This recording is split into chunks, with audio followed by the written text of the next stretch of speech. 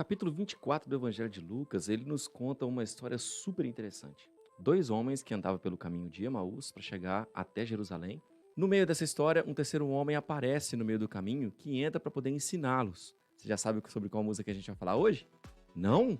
Então fica então, que a gente já vai falar sobre ela. Bom, galera, a música que nós vamos analisar hoje é Emaús, do Morada. É uma indicação da Yasmin Oliveira e eu já queria agradecer, Yasmin, pela indicação. Foi muito top e eu gostei demais de analisar essa música, tá bom? Fica aí que vocês vão gostar também. Então vamos começar um pouquinho sobre a música, tá? A data de lançamento dessa música é de 2020. Ela saiu no álbum Ele É. Foi um álbum ao vivo do Morada e o álbum inteiro é sensacional, tá? Na verdade, o Morada inteiro é muito bom, gente, tá bom? Sem puxar sardinha. Mas vamos lá. A composição da música, ela é do André Brisa, do Brunão do Morada, do Felipe Andrade, do Masal Turtini, eu acho que é assim que fala, tá? E do Theo Rubia. Então, assim, só nego fera. Já deu pra entender, né? Só que antes de passar definitivamente para análise da música, eu queria ponderar com vocês aqui alguns pontos bem rápido, tá bom? O primeiro ponto que eu queria falar com vocês é o que é que significa Emaús, tá? Emaús é o nome de um lugar citado na Bíblia. Mais precisamente, um vilarejo, e algumas traduções tratam só como um caminho, né? Onde viajantes passavam para poder chegar depois até Jerusalém, para descer depois para Jerusalém. Essa palavra, no grego, ela significa banhos quentes. E ela é derivada de uma palavra hebraica que não tem significado certo ainda, tá? Mas também pode ser traduzida como fontes termais. O segundo ponto que é legal a gente ressaltar aqui é por que esses homens iam para Jerusalém, né? Então, após os acontecimentos da morte de Jesus, os discípulos foram para Jerusalém e os dois foram até os outros discípulos, né? Eles estavam caminhando para Jerusalém porque os outros discípulos desceram para lá também. Até para receber orientação sobre como proceder agora, depois que o Messias tinha morrido, né? Então, por isso que eles foram para lá. E o terceiro ponto é, mas por que logo Jerusalém?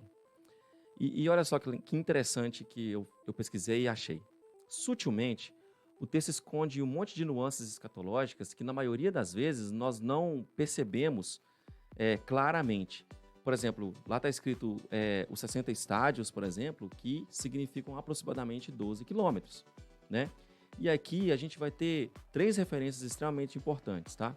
Primeiro, a gente vê o número 6, que na tradição judaica, o número 6 vai dizer que esse é um número de homem, e está presente lá no 60. Então, a gente já remete isso a homens, né? A segunda referência legal é justamente o número 12, que são os 12 quilômetros que vai dar. O número 12 representa as 12 tribos de Israel, representa os 12 discípulos, né? Enfim. E vemos Jerusalém, que se a gente for linkar os fatos, ela pode remeter à Nova Jerusalém. Uma vez que Lucas 24 nos mostra a bendita esperança que se encontra em Cristo Jesus, tendo ressuscitado em seu próprio corpo, nos proporcionando viver uma experiência que Ele mesmo, trazendo redenção pelos nossos pecados, agora sim, que o reconhecemos como Senhor e Salvador, e também no futuro após a sua segunda vinda. Então, assim, diante desses fatos apresentados, aí nós podemos partir para a análise da música, começando pela primeira parte da música, que fala mais ou menos assim. Quem é esse que vem nos abraçando? Quem é esse que vem nos constrangendo com o olhar? Na primeira parte da música, eu vejo clara referência de Lucas 24, quando eles estavam indo no caminho falando sobre as coisas que haviam acontecido, e um desconhecido qualquer chega próximo deles perguntando sobre a inquietação, a tristeza e as palavras que eles trocavam pelo caminho. Então você pode conferir isso lá no versículo 15 e 17, do 15 ao 17, né? Próxima estrofe. Ele é tão sábio, ensina em amor, ele é tão manso, cuida dos corações. Aqui já me vem um reflexo de contato deles com esse homem desconhecido. Olha só, simplesmente eles descarregam sobre Jesus, sem saber ainda que era ele, o Senhor Jesus, a decepção com a morte do Messias. É perceptível, na verdade é imperceptível, mas no versículo 21, eles dizem que eles esperavam que ele, e aí lá está escrito com E minúsculo, seria aquele que iria redimir Israel, mas ele morreu. Daí em diante, Jesus exorta e os ensina com tamanha sabedoria que ele faz um tour bíblico com eles, né?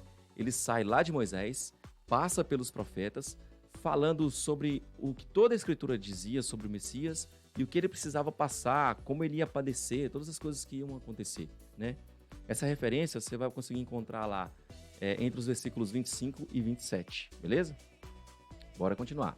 Ele entrou em casa, ele está na mesa, ele nos observa e sabe que o esperamos.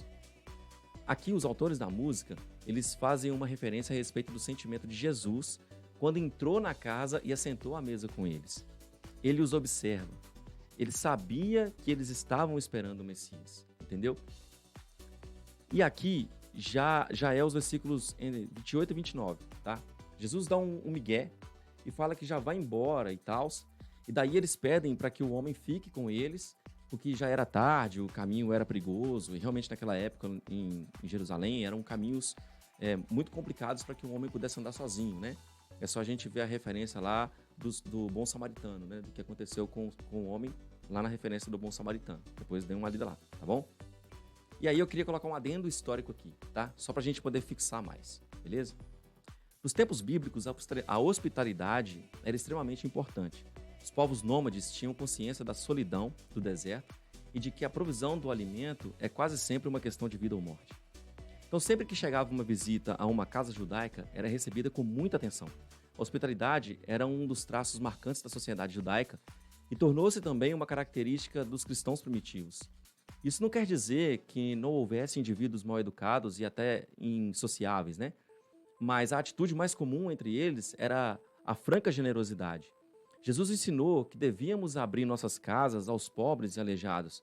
A referência está lá em Lucas, no capítulo 14, versículo 13.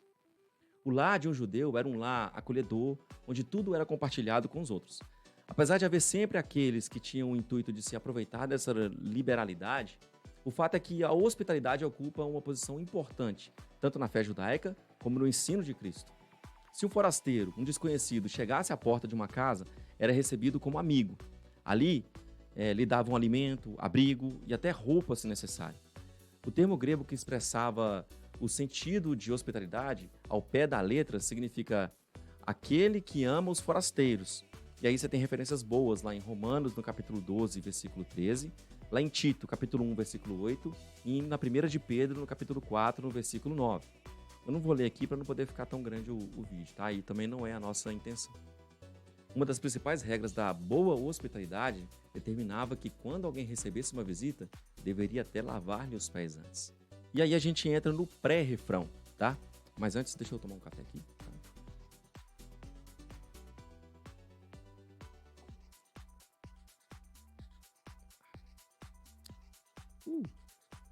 Ó, chegamos então no pré-refrão. Bora lá? Mas antes, olha só, se inscreve aqui no canal, deixa um like top aí, compartilha esse vídeo nas suas redes sociais e nos grupos de WhatsApp. E por favor, comenta, que quando você comenta, você vai dar visibilidade nesse vídeo. O YouTube entende que o conteúdo é relevante e vai colocar para o maior número de pessoas, beleza? Bora lá para o pré-refrão. E ao partir o pão, os nossos olhos se abrem e reconhecemos quem tu és. Versículo 30 e 31 é a parte onde Jesus realmente reparte o pão, se mostra a eles e eles conseguem reconhecer Jesus depois disso. E aí a gente vai para a segunda parte desse pré-refrão. Ao som da tua voz, os nossos corações queimam de amor. A referência aqui é ao versículo de número 32, quando eles reconhecem a Jesus dando graças e partindo o pão. E antes que eles pudessem falar qualquer coisa, Jesus desaparece, mostrando assim que havia ressuscitado, como as mulheres haviam dito.